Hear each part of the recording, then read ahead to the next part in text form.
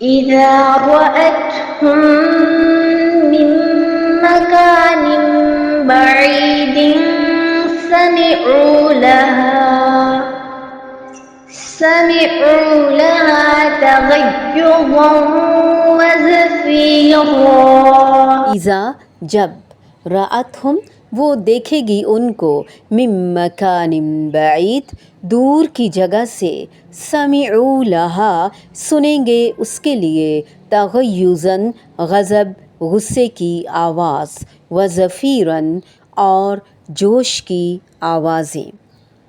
جب وہ انہیں دور سے دیکھے گی تو وہ اس کے لیے سخت غصے کی اور گدھے کی سی آواز سنیں گے. کس کی؟ جہنم کی.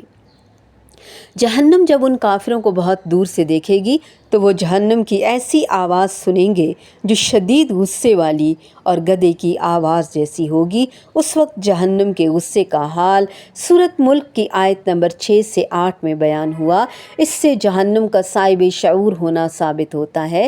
اس کے علاوہ بھی کئی ایک آیات اور احادیث سے جہنم کا صاحب شعور ہونا، غصے ہونا، گدھے جیسی آواز نکالنا، کلام کرنا، سب کچھ ثابت آتا ہے، سامنے آتا ہے.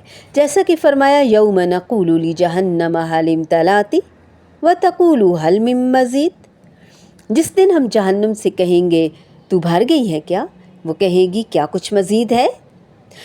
صحیح بخاری میں جنت اور جہنم کے آپس میں جھگڑنے کا بھی ذکر آیا ہے، جس میں اللہ تعالیٰ کے جہنم کے اندر قدم پاؤں مبارک رکھنے پر اس کے قط قط بس بس کہنے کا ذکر ہے.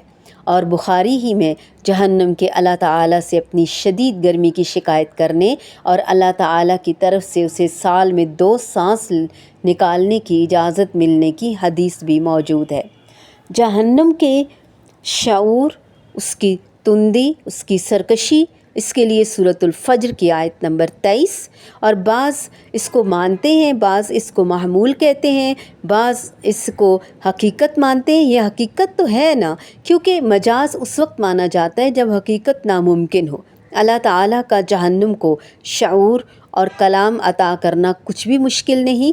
اگر بے جان ستون کے رونے کی آواز صحابہ کرام رضی اللہ تعالی عنہم سن سکتے ہیں تو جہنمی جہنم کے غصے کی آواز کیوں نہیں سن سکتے، اور جہنم انہیں دور سے کیوں نہیں دیکھ سکتی؟ اور اگر اللہ تعالیٰ گوشت کے ایک ٹکڑے زبان کو بولنے کی قوت عطا کر سکتا ہے تو وہ کسی بھی چیز میں یہ قوت کیوں پیدا نہیں کر سکتا؟ رسول اللہ صلی اللہ علیہ وآلہ وسلم نے فرمایا کہ قیامت کے قریب مسلمانوں اور یہودیوں کی جنگ میں غرقت کے سوا ہر درخت اور پتھر مومن کو بول بول کر بتائے گا کہ یہ یہودی میرے پیچھے چھپا ہوا ہے، اسے قتل کر دو. ابو سعید خدری رضی اللہ تعالیٰ عنہ سے روایت ہے کہ رسول اللہ صلی اللہ علیہ وآلہ وسلم نے فرمایا، اس ذات کی قسم جس کے ہاتھ میں میری جان ہے، قیامت قائم نہیں ہوگی جب تک کہ درندے انسانوں سے کلام کریں گے اور آدمی سے اس کے کوڑے کا سرا اور جوتے کا تسمہ کلام کرے گا، اور اس کی ران اسے بتائے گی کہ اس کے اہل نے اس کے بعد کیا گناہ کیا. عقل پرست حضرات ان تمام مقامات پر تعویل کرتے جائیں تو اکثر آیات اور احادیث تو محض کھلونا بن کر رہ جائیں گی، جن سے یہ لوگ جس طرح چاہیں گے کھیلیں گے اور جو مطلب چاہیں گے نکالتے رہیں گے. اللہ رب العزت ہمیں حق سمجھنے کی توفیق دے، حق مطلب نکالنے اور حق پر عمل کرنے کی توفیق عطا فرمائے. آمین ثم آمین. إذا رأتهم من مكان بعيد سمعوا لها تغيظا وزفيرا.